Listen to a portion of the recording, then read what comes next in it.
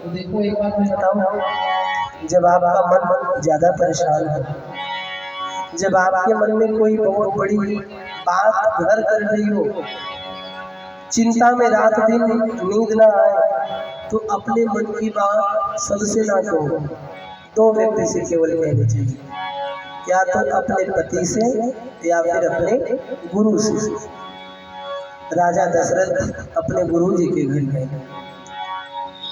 अर्थनाशम मनस्तापम गृहे दुश्चरितानि च वंचनम चापमानं च मतिमानं न प्रकाशते।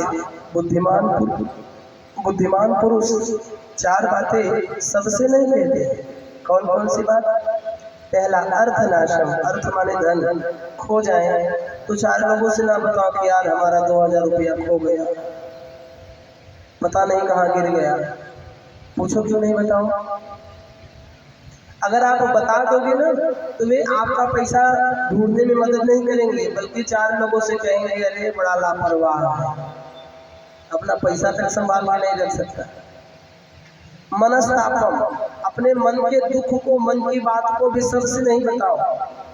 आजकल के लोग पहले आपके मन की बात जानेंगे, फिर आपके साथ खेलेंगे, फिर खेलने के बाद आपको टूटने के लिए छोड़ देंगे। आपके मन की बात को आज के जमाने में लोग जानने के बाद चार लोगों में फैलाएंगे। गृहे दुश्चरितानि च, घर में कुछ कम ज्यादा हो गया तो शास्त्र कहता है मायके में भी नहीं बताना चाहिए। घर में कुछ कम ज्यादा हो जाए, पति के अंदर कोई गड़बड़ी हो, परिवार में कोई गड़बड़ी हो, तो शास्त्र पुराण कहता है कि जो बुद्धिमान महिलाएं हैं वे अपने मायके में भी उस बात को नहीं करती, क्योंकि अपने घर की मर्यादा जब बाहर जाती है तो बाहर के लोग आज नहीं तो कल मौका आने पर बोलते जरूर हैं, ताना जरूर मारेंगे। वंचनम चापमानं च, किसी ठग के द्वारा ठग लिए गए हो, ये भी बात चार लोगों से नहीं बतानी चाहिए। जैसे आपने बाजार से टीवी खरीद के लाया और अपने बैठक में टीवी लगाया और पड़ोसी को बुलाया, और पड़ोसी बोले वाह यार वाह, कितने में टीवी लाए? अब आपने बता दिया सही सही दाम 20,000 की पड़ी।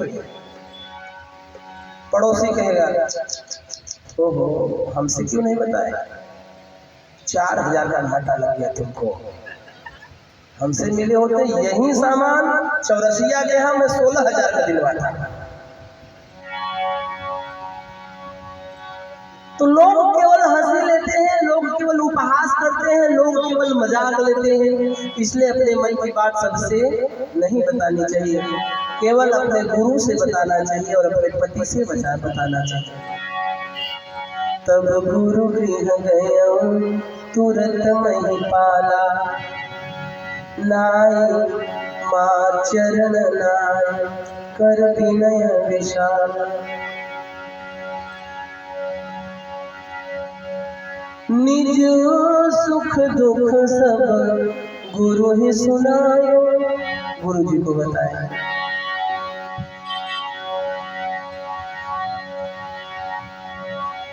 कर चुका विवाह तीन फिर भी फल उसका तक मिला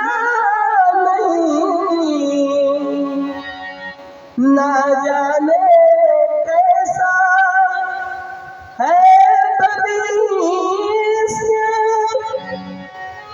है कमल अभी तक खिला नहीं। गुरुदेव एक नहीं, दो नहीं, 3 विवाह कर लिया, लेकिन संतान एक भी नहीं है। पता नहीं मेरा भविष्य कैसा है, इसलिए आपसे एक ही बात कहना है। क्या? गुरुवर तुमसे इतना कहना, गुरुवर तुमसे इतना कहना, चरणों में चरणों में चरणों में तुम्हारे रहना, चरणों में तुम्हारे रहना। गुरुवर तुमसे इतना कहना, गुरुवर तुमसे इतना कहना, चरणों में चरणों में चरणों में तुम्हारे रहना, चरणों में तुम्हारे रहना।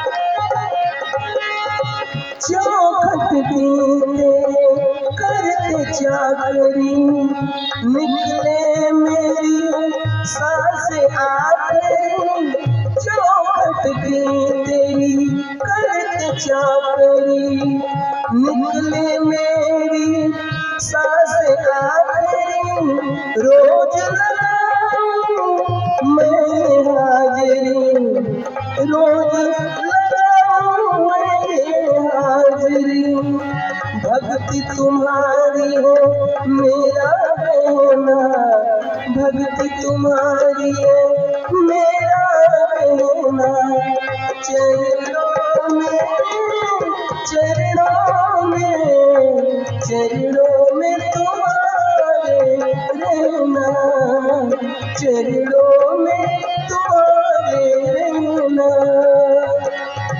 गुरुवर तुमसे इतना कहना, गुरुवर तुमसे इतना कहना, चरणों में चरणों में चरणों में तुम्हारे रहना, चरणों में तुम्हारे रहना, चरणों में तुम्हारे रहना। प्रणाम किया गुरुदेव वशिष्ठ जी को राजा दशरथ ने, और प्रणाम करके कहा कि गुरु जी एक नहीं दो नहीं तीन विवाह कर लिए, कर चुका विवाह 3, फिर भी फल उसका अब तक मिला नहीं, ना जाने कैसा है भविष्य है कमल अभी तक खिला नहीं। तो वशिष्ठ जी ने कहा क्या चाहते हो? राजा दशरथ ने कहा गुरु जी मैं चाहता हूँ कि एक संतान हो जाए, संतान हो जाएगा तो मेरा नाम आगे बढ़ेगा, मेरा वंश आगे बढ़ेगा, मेरा नाम ऊंचा होगा। वशिष्ठ जी ने कहा कि तुमसे किसने कह दिया कि संतान नाम आगे बढ़ाता है? क्या प्रहलाद का नाम प्रहलाद के बेटे ने बढ़ाया? क्या ध्रुव का नाम उनके बेटे ने बढ़ाया? क्या वशिष्ठ का नाम उनके बेटे ने बढ़ाया? क्या वाल्मीकि का नाम उनके बेटे ने बढ़ाया? क्या तुलसी जी का नाम उनके बेटे ने बढ़ाया? तुमसे किसने कह दिया कि बेटा नाम बढ़ाता है? अरे बेटा पैदा होने के बाद बड़ा हुआ, लायक निकलेगा कि नालायक निकलेगा इसकी कोई गारंटी नहीं है। लायक निकला तब तो नाम बढ़ा देगा, और अगर नालायक निकल गया तो बना बनाया नाम डुबा देगा। इसलिए उसके चक्कर में क्यों पड़ रहे हो? उसके चक्कर में क्यों पड़ रहे हो?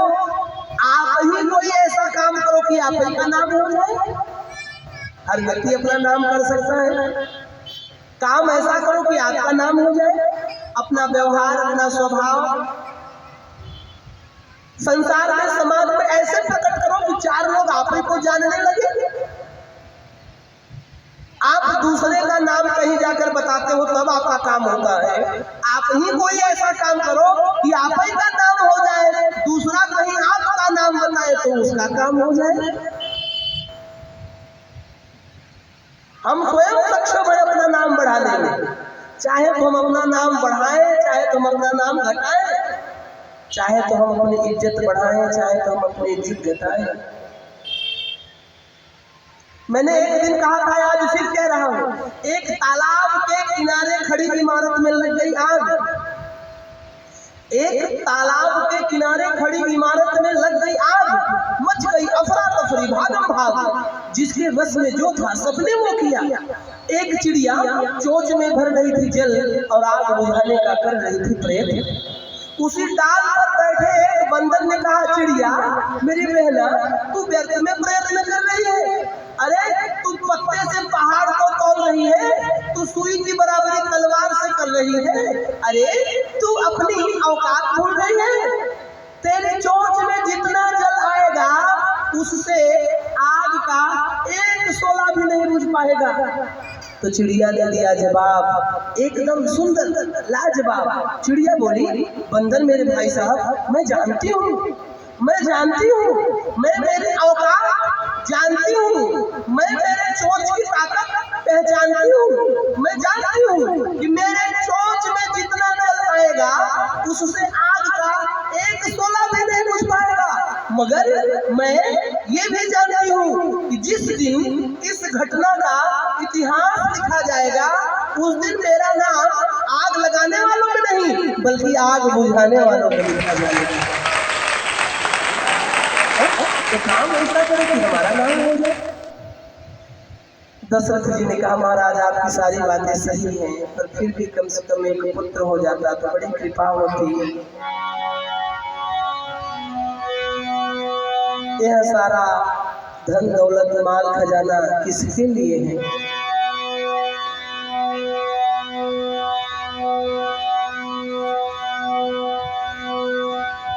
वशिष्ठ जी ने कहा कि धन दौलत के चक्कर में ना पड़ो, तो बस परमात्मा का भजन करो। अरे राम भजन कर लो दिल खोल के,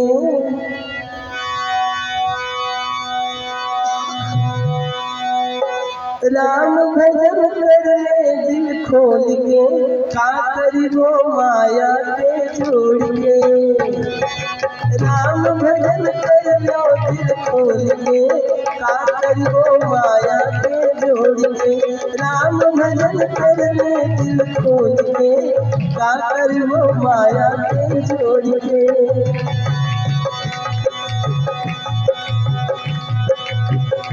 आइए माता जी, बाबू जी, बहुत बहुत स्वागत है। अभिनंदन और वंदन। बिजौरा गांव जहाँ से भी हम आए हैं ना, हमारे आदरणीय मास्टर साहब परम आदरणीय पटेल जी, पूरन सिंह पटेल बाबू जी और माता जी, मैं आप दोनों को मंच से प्रणाम करता हूँ। एक बार जोरदार ताली बजाकर आप सभी का अभिनंदन करें। इन्हीं के घर में श्री शिव महापुराण की कथा 7 दिन तक चली थी और बाबूजी से नहीं रहा गया। देखिए आज चले ही आए, कल की रात शायद भोपाल में थी और उस दिन जो आए थे दादाजी वो आपके पिताजी हैं। मैं माता जी को और बाबूजी को व्यासपीठ से प्रणाम करता हूँ और इस आयोजक समिति की तरफ से आप सभी का स्वागत, अभिनंदन और वंदन करता हूँ।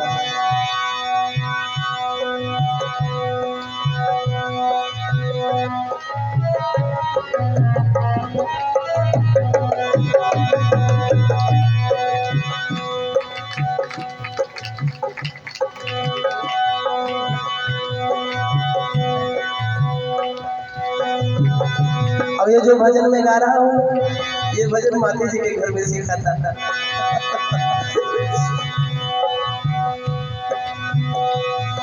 कि राम भजन कर ले दिल खोल के, का करिबो माया के जोड़ के।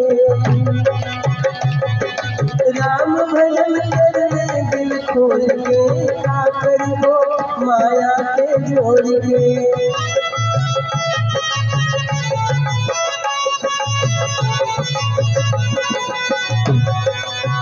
या माया बेटा को जोड़ी, या माया बेटा को जोड़ी। अरे धर गई खपड़िया को फोड़ के, का करी हो माया जोड़ के। राम भजन कर लो दिल खोल के, का करी हो माया के जोड़ के।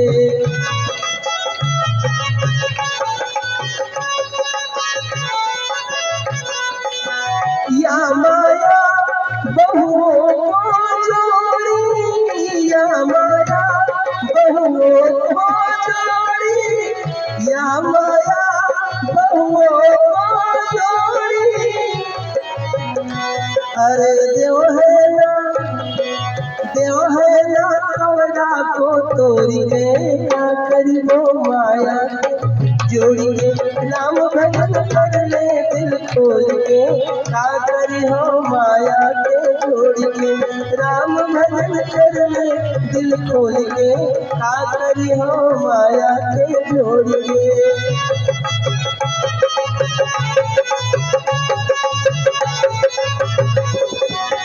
या माया बेटी को जोड़ी या माया बेटी को जोड़ी ले गई तिजोरी को तोड़ के का करी हो माया के जोड़ के राम भजन कर ले दिल खोल के का करी हो माया के जोड़ के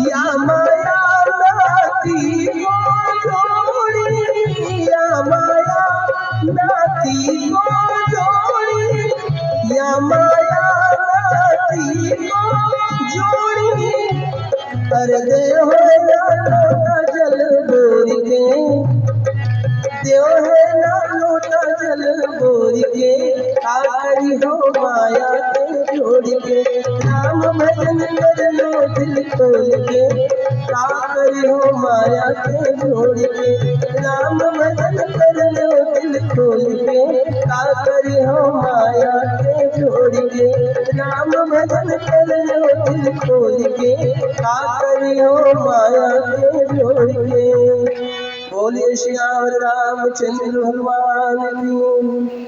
वशिष्ठ जी ने राजा दशरथ को खूब समझाया, पर दशरथ जी ने कहा गुरुदेव कृपा करके किसी तरीके से एक ही संतान की अगर हमें प्राप्ति हो जाती तो बड़ी कृपा होती है आपकी। तो वशिष्ठ जी ने कहा अच्छा ठीक है, धीरज धरो धरो धीर होई है सुत चारी, धीरज धरो तुमको एक नहीं दो नहीं चार चार संतान की प्राप्ति होगी। चार? हाँ, कैसे? वशिष्ठ जी ने कहा यज्ञ करना पड़ेगा, अगर आप यज्ञ करेंगे तो आपको चार चार संतानों की प्राप्ति होगी। तो बोले महाराज तब आप ही व्यवस्था करो, मैं तो यज्ञ करवाने के लिए तैयार हूँ। आप पंडित बुलवाइए, बढ़िया अच्छे विद्वान पंडित बुलवाइए, आचार्य बुलवाइए, मैं तैयार हूँ। आप जो कहेंगे मैं खर्चा करने के लिए तैयार हूँ।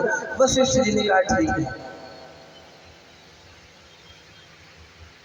अब श्रृंगी ऋषि बुलवाए गए, आचार्य बने श्रृंगी ऋषि। श्रृंगी ऋषि वशिष्ठ बुलावा और पुत्र काम शुभ यज्ञ करावा। पुत्रष्टि यज्ञ होने लगा महाराज। अब पुत्रष्टि यज्ञ में प्रेम सहित मुनि आहुति दीने, आहुति दी जाने लगी। काहे की? शक्कर की, चावल की, तेल की, घी की, जौ तिल,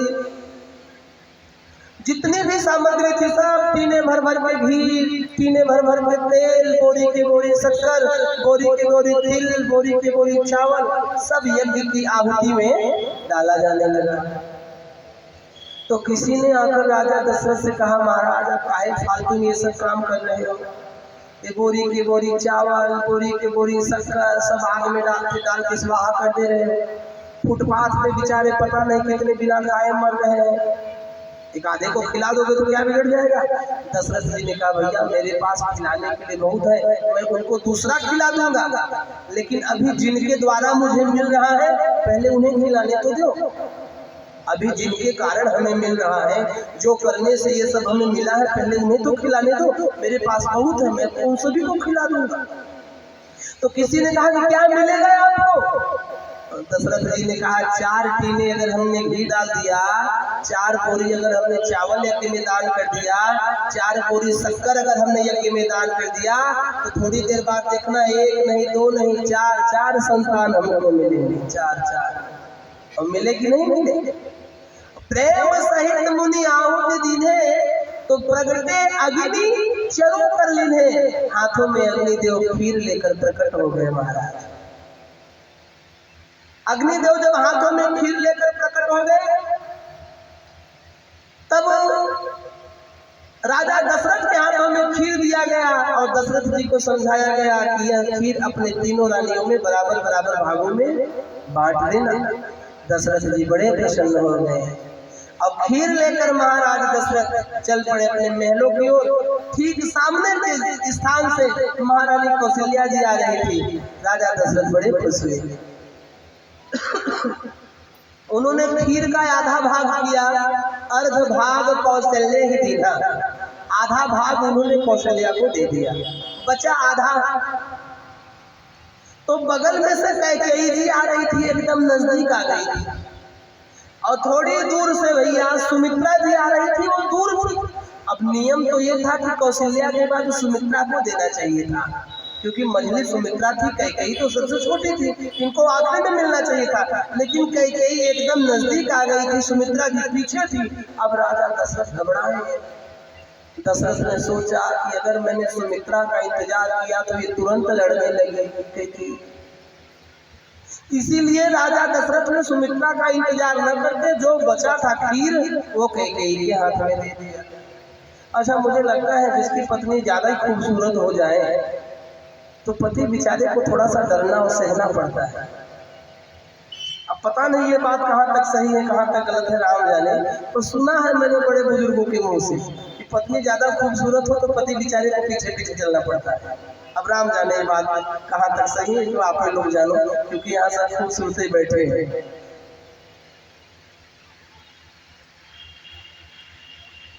राजा दशरथ जानते हैं कि वो सुमित्रा है। सुमित्रा माने कौन? सुमित्रा, सुंदर मन वाली, जो सबको अपना मित्र बनाने वाली, वही तो है सुमित्रा।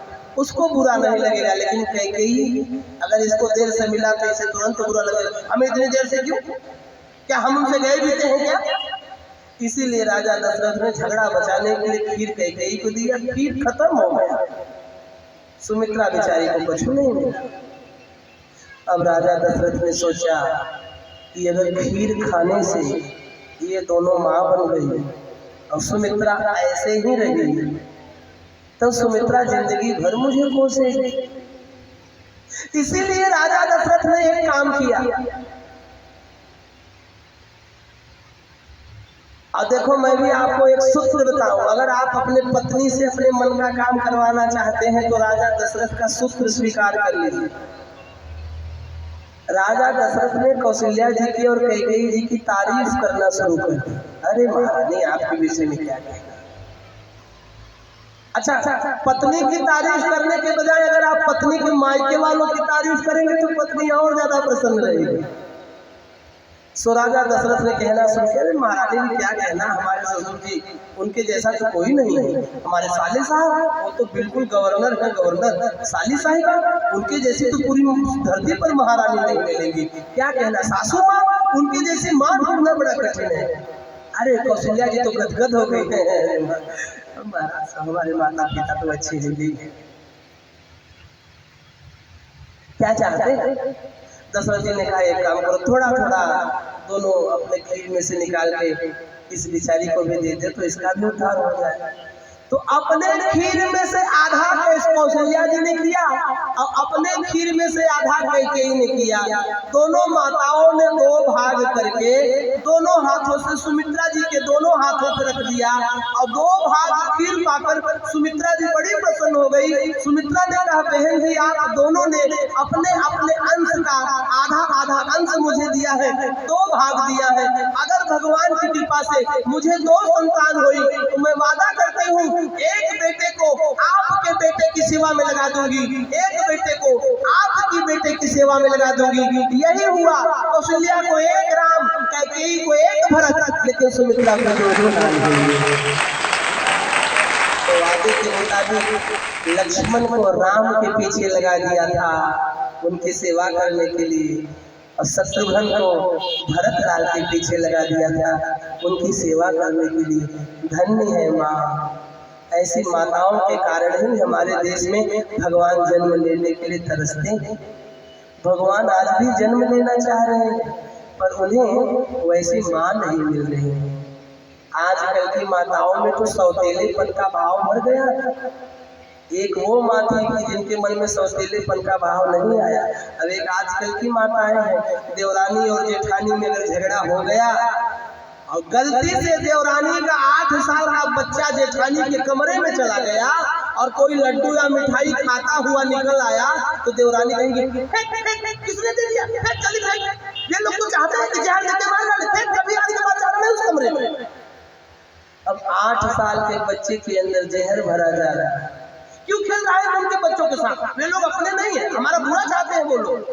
8 साल के बच्चों के अंदर जहर भरा जा रहा है। अब धीरे धीरे ये जहर दुश्मनी में बढ़ती जा रही है। अब अपने ही घर के लोग धीरे धीरे पड़ोसी जैसे होने लगेंगे, अपने ही घर के लोग धीरे धीरे पराये होने लगेंगे।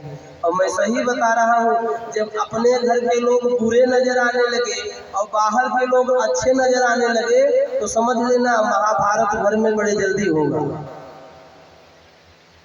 घर में महाभारत बड़े जल्दी होगा। जब अपने घर के लोग बुरे दिखने लगे, बाहर के लोग अच्छे लगने लगे, तो फिर आपके घर में होने वाले महाभारत को कोई रोक नहीं सकता है। इसीलिए अपने घर में प्रीति करो, अपने घर में प्रेम करो, एक दूसरे से मिलजुल कर रहो, एक दूसरे से मिलकर व्यवहार करो, एक दूसरे में प्रेम पूर्वक व्यवहार करो। 4 दिन की जिंदगी है, रात में आंख बंद हुई, सवेरे खुलेगी कि नहीं खुलेगी इस बात की कोई गारंटी नहीं है। सोया हुआ आदमी कभी कभी सोता ही रह जाता है, पता नहीं सवेरे आप जाग पाओ या ना जाग पाओ। क्यों अपने जबान से दूसरों का अहित करना चाह रहे हो? क्यों अपने मन में दूसरों के लिए ईर्ष्या, द्वेष और जलन रखना चाह रहे हो? आप मुझे एक बात बताओ, अगर कोई लकड़ी जलती है, अगर कोई लकड़ी जलती है तो जलने वाली लकड़ी धीरे धीरे क्या बनती जाती है? राख बनती है। और हम भी अगर किसी से जलेंगे तो हम धीरे धीरे क्या बनेंगे? तो क्या हम राख बनने की तैयारी कर रहे हैं क्या? तो काहे किसी से जल रहे हैं? ना मन में जलन की भाव रखो, ना मन में द्वेष की भाव रखो महाराज। ना जग छूटे ना हरि भूले, कर्म कर जिंदगानी में रहो, दुनिया में तुम ऐसे जो रहे थे नाव पानी में।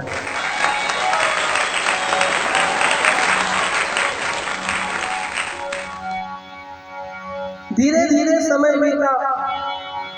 अब किसी ने कहा भैया खीर खाने से भगवान पैदा हो गए, खीर खाने से बच्चे पैदा हो गए। अगर खीर खाने से बच्चे पैदा होने लगे तो आजकल संसार में बड़ी समस्या है भैया। जगह जगह सबको खीर खिलाओ, सबको संतान होने लगे। देखो, खीर खाने से बच्चे पैदा हो या ना हो, लेकिन खीर खाने से भगवान जरूर प्रकट हुए थे। वो खीर कैसा था? खीर में 3 चीज मिलता है महाराज, तब जाके खीर बनता है। क्या क्या? चावल, शक्कर और बोलो दूध। चावल, शक्कर और दूध, ये 3 चीज मिलता है तब जाके खीर बनता है। अच्छा, चावल का रंग कैसा? बोलो। दूध का रंग कैसा? और शक्कर का रंग कैसा? तीनों सफेद, तीनों शुद्ध, मिलावट किसी में नहीं। शुद्ध चावल, शुद्ध शक्कर, शुद्ध दूध, हर जगह शुद्धता है। तीनों शुद्ध, तीनों सफेद, तीनों ईमानदार। आजकल तो शुद्धता कहीं रही ही नहीं। एक दिन दूध वाला 11 बजे आया, हम कहीं आज इतनी लेट से क्यों आए? दूध वाला बोला महाराज हम क्या लेट से आए, आज नल ही लेट से आया। आज हर जगह मिलावट। अब देखो, अच्छा चावल, दूध और शक्कर तीनों को एक पात्र में मिला दो तो खीर नहीं बनेगी। क्या बनेगा? घोल बन के तैयार होगा। तो खीर कैसे बनेगा? चावल, शक्कर और दूध को एक पात्र में रखो और पात्र को आग पे रख दो। थोड़ी देर बाद गर्म होने के बाद वो खीर बनकर तैयार हो जाएगा। और संकेत बड़ा सुंदर है। चावल क्या है? चावल है तुम्हारे मन का विश्वास। चंद्रमा मन सो जाता चक्षु हो सूर्य हो जाएगा, वो भगवान शिव पर चढ़ता है अक्षत चावल। चावल विश्वास, दूध तुम्हारे मन का शुद्ध भाव, शक्कर तुम्हारी वाणी का शुद्ध मिठास। इन तीनों को निष्ठा के पात्र में रखकर भक्ति की आंच पर गर्म करोगे, तब आपके जीवन में भगवान प्रकट हो जाएंगे। विश्वास, भाव, मिठास, निष्ठा की कटोरी, भक्ति की आंच तब जीवन में प्रकट होते हैं। भगवान धीरे धीरे समय बीता। 1 महीना, 2 महीना, 3, 4, 5, 6, 7, 8, 9, 10, 11, 12 महीने 9 दिन में भगवान का जन्म हुआ था। चैत्र का महीना था, नवमी तिथि थी, बुधवार का दिन था, रोहिणी नक्षत्र थी, वृषभ राशि थी, अभिजीत मुहूर्त था और शुक्ल पक्ष था। बाबा ने लिखा, नवमी तिथि मधुमास पुनीता, नवमी तिथि मधुमास पुनीता, शुक्ल पक्ष अभिजित हरि प्रीता, शुक्ल पक्ष अभिजित हरि प्रीता, मध्य दिवस अति शीतल घाम, मध्य दिवस अति शीतल घाम, पावन काल लोक विश्राम, पावन काल लोक विश्राम, शीतल मंद सुरभि बहवाओ, शीतल मंद सुरभि बहवाओ, हर्षित सुर संतन मन जाओ, हर्षित सुर संतन मन जाओ, सो अवसर विरंची जब जाना, सो अवसर विरंची जब जाना, चले सकल सुर साजी सवारा, चले सकल सुर साजी सवारा, नवमी तिथि मधुमास पुनीता, शुक्ल पक्ष अभिजित हरि प्रीता। चैत्र का महीना, नवमी तिथि, अभिजीत मुहूर्त, शुक्ल पक्ष, वृषभ राशि, बुधवार का दिन, दोपहर के बज रहे थे 12, न ज्यादा ठंडी न ज्यादा गर्मी। सभी देवता आसमान में खड़े थे भगवान के बाल रूप का दर्शन करने के लिए। भगवान ने कहा, जब रास्ता छोड़ोगे तब न हम जाएंगे। देवता अपने अपने धाम गए और भगवान अवध धाम में पधारे। महारानी कौशल्या जी श्री रंगनाथ भगवान के सामने हाथ जोड़े बैठी हैं अपने भवन में। दोपहर के 12 बज रहे हैं और ठीक उसी समय रंगनाथ की मूर्ति में प्रकाश हुआ। उनकी मूर्ति के ठीक सामने बहुत बड़े आकार में भगवान श्री हरि नारायण चतुर्भुज रूप में प्रकट होते हैं। बोलिए श्री हरि नारायण भगवान की, नमः पार्वती पते, हर हर महादेव। महारानी कौशल्या बड़ी प्रसन्न हो गई और भगवान को देखते हुए खुशी के मारे नाचने लगी और नाचते नाचते बोली, भय प्रगट कृपाला दीन दयाला कौशल्या हितकारी, भय प्रगट कृपाला दीन दयाला कौशल्या हितकारी, हर्षित महतारी मुनि मनहारी अद्भुत रूप विचारी, लोचन अभिरामा तनु घनश्यामा निज आयुध भुजचारी, लोचन अभिरामा तनु घनश्यामा निज आयुध भुजचारी, भूषण बनमाला नयन पिसाला शोभा सिंधु करारी, भूषण बनमाला नयन पिसाला शोभा सिंधु करारी। माँ कौशल्या बड़ी बड़ी प्रसन्न हो गई और खुशी में नाचते नाचते बोली, वाह, आज मेरे दुखों को दूर करने के लिए मेरे सामने कृपालु प्रकट हो गए हैं। बड़े बड़े नेत्र, जिनका बड़ा सा आकार, बड़ी बड़ी 4-4 भुजाएं, जो सुंदर वस्त्रों से सुशोभित, सुंदर अलंकारों से सुसज्जित, गले में वैजयंती की माला, सिर पर मोर का मुकुट, हाथों में धनुष बाण चक्र और पद्म ग्रहण किए हुए। आपकी जय हो नाथ, आपकी जय हो।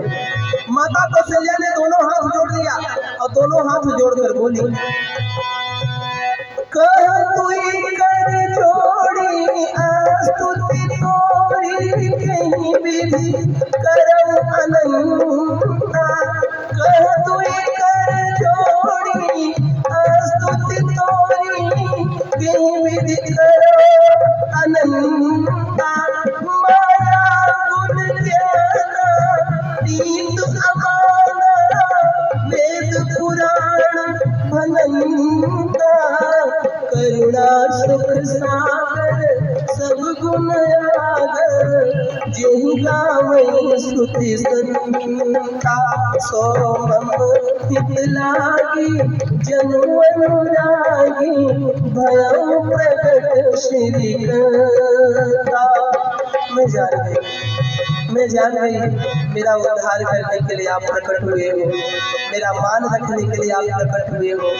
लेकिन एक बात बताइए महाराज, मैं दोनों हाथ जोड़कर आपसे पूछ रही हूँ, आपका रूप आनंद है, मैं कैसे आपकी स्तुति कर सकती हूँ, मैं कैसे आपको वस्त्र पहना सकती हूँ, मैं कैसे आपकी पूजा कर सकती हूँ, मैं कैसे आपको नहला सकती हूँ। तो भगवान ने कहा क्या करूँ। कौशल्या जी ने कहा महाराज मैंने सुना है कि भगवान वादे के बड़े पक्के होते हैं, लेकिन आज मैं जान गई कि भगवान बड़े झूठे होते हैं। भगवान ने कहा मैया क्या झूठ बोला, मैंने तो वादा किया था कि बेटा बनकर आऊंगा, आया हूँ। कौशल्या जी ने कहा बेटा बनकर कहाँ आए हो, आप तो बाप बनकर खड़े हो। हमारे यहाँ इतना बड़ा बेटा पैदा नहीं होता, हमारे यहाँ बेटा जब पैदा होता है तो इतना बड़ा होता है और 4-4 हाथ लेकर नहीं आता। हमारे यहाँ बेटा पैदा होता है तो 2 हाथ लेकर आता है। आप तो पहले 2 हाथ कम कर दो और 4 हाथ लेकर अगर आप पैदा होंगे तो लोग कहेंगे भूत भया भूत भया भूत भया। और देखो भगवान के 2 हाथ कम हो गए हैं, कितने सुंदर लग रहे हैं भगवान। भगवान तुरंत छोटे से बन गए, माँ की बात मानते ही भगवान तुरंत छोटे से बन गए। भगवान का बड़ा सुंदर ही स्वरूप महारानी कौशल्या के सामने।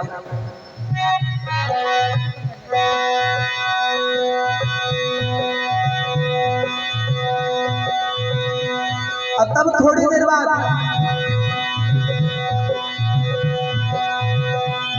उपजा जब ज्ञान तब मुस्काना। तब भगवान को ज्ञान हुआ, उपजा जब ज्ञान तब मुस्काना। चरित बहुत विधि कहीं कथा सुहाई मात बुझाई जेहि प्रकार सुत प्रेम है। माँ बोली कि आप छोटे से बालक बन जाओ, भगवान बन गए और मुस्कुराने लगे। बोले आप तो ठीक है। कौशल्या जी ने कहा हे भगवान मैंने सुना है कि भगवान बड़े ज्ञानी होते हैं, आज पहली बार पता चला कि भगवान बड़े मूर्ख होते हैं। भगवान ने कहा अब क्या मूर्खता कर दिया। कौशल्या जी ने कहा महाराज हमारे यहाँ जब बच्चा पैदा होता है तो रोता है, दादा जैसी बड़ी बड़ी बातें नहीं करता। तो भगवान ने कहा मैया मैं क्यों रो, जिनके ऊपर विपत्ति पड़ती है वे रोते हैं, मैं काहे को रो। कौशल्या जी ने कहा महाराज यह मृत्यु लोक है, इस मृत्यु लोक में इंसान ही नहीं भगवान भी अगर आएंगे तो उनको भी रोना पड़ेगा। तो सुनी बचन सुजाना रोदन ठाना कोई बालक सुरभूपा।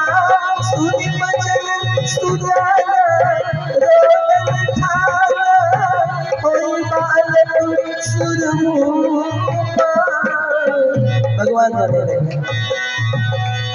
तुलसीदास जी गा रहे हैं, किसी ने तुलसीदास जी से कहा कि भगवान रो रहे हैं तो उनके साथ में हम लोग भी रोए। तुलसीदास जी ने कहा नहीं भगवान को रोने दो, तुम लोग तो गाओ। क्या गाए। तुलसीदास जी ने कहा यह चरित जिगावे तो क्या मिलेगा?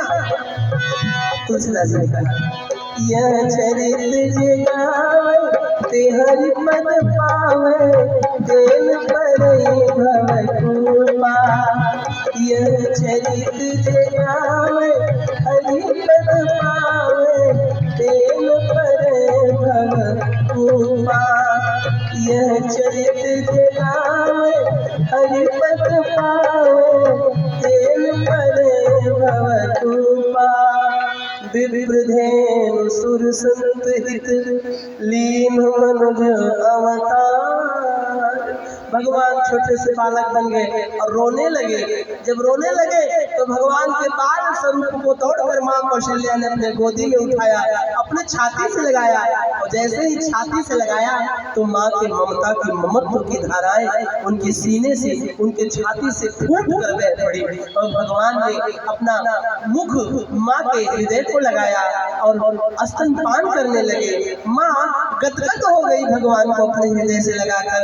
भगवान रोते जा रहे हैं, रोते जा रहे हैं, तो भगवान के रोने को चुप कराने के लिए माँ ने अपना स्तन भगवान के मुख में दे दिया, तो भगवान चुप हो गए। उसी समय दो दासी दौड़ी दौड़ी आई और दोनों दासियों ने देखा कि महारानी कौशल्या की गोद में सांवले रंग के बड़े ही सुंदर, तीनों लोगों के आभाव को नष्ट करने वाले, तीनों लोगों के हृदय को जीतने वाले, तीनों लोगों की सुंदरता को अपनी सुंदरता के आगे दबाने वाले बड़े ही सुंदर और कमनीय सांवले सलोने सुकुमार बैठे हुए हैं। तो दासियां बड़ी प्रसन्न हो गई। भैया सुनि शिशु परम रुदन सुनि बानी, संभ्रम चली आई सब रानी। और सब बालक को लेकर मुख चूमने लगी, कोई बालक के शरीर को पोंछने लगी, कोई बालक के शरीर का मल हटाने लगी, कोई बालक को अच्छे साफ वस्त्र में ढकने लगी। आहा, महारानी कौशल्या तो गदगद हो रही है दृश्य देखकर। तब तक दो दासी दौड़ी दौड़ी महाराज दशरथ के पास गई और बोली, महाराज बधाई हो। दशरथ ने कहा, क्या हुआ क्या हुआ? मेरे कान तरस रहे हैं, शुभ समाचार सुनने के लिए। क्या हुआ है जल्दी बताओ, देर ना करो, मुझे अधीर ना करो। एक दासी बोली, महाराज बधाई हो बधाई हो। बोले हुआ क्या? महाराज महारानी कौशल्या ने एक लाल को जन्म दिया है। क्या? तो दशरथ पुत्र जन्म सुनि काना, मानो ब्रह्मानंद समाना। दशरथ पुत्र जन्म सुनि काना, मानो ब्रह्मानंद समाना। दशरथ पुत्र जन्म सुनि काना, मानो ब्रह्मानंद समाना। दशरथ पुत्र जन्म सुनि काना, मानो ब्रह्मानंद समाना। जाकर नाम सुनत शुभ होई, जाकर नाम सुनत शुभ होई, मोरे गृह आवा प्रभु सोई, मोरे गृह आवा प्रभु सोई। दशरथ जी ने कहा, वाह वाह क्या बात है, महारानी कौशल्या ने सुकुमार को जन्म दिया है।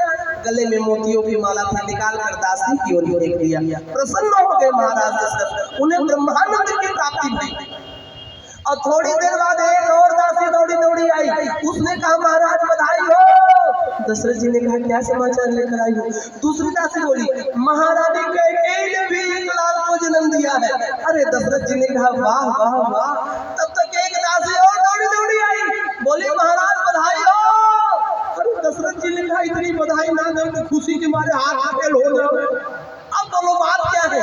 तीसरी दासी बोली, महाराज महारानी सुमित्रा ने दो बालक को जन्म दिया है।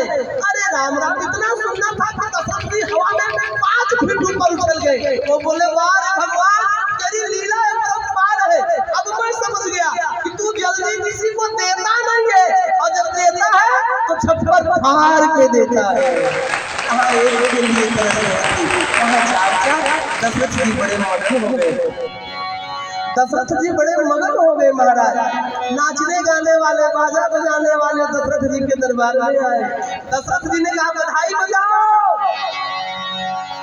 बाजे बजवाइए, नगर सजवाइए, अन्न धन सब में फांसी लुटाई जाए, और जो भी आवे दर पे कोई जाए नहीं खाली हाथ, जिसको जो भी भाए मुंह मांगा लुटाया जाए। कि जन्मे दशरथ के घर लल्ला, जन्मे दशरथ के घर लल्ला, मच गयो सारे नगर में हल्ला, गूंजे गूंज से गली मोहल्ला, जय श्री राम के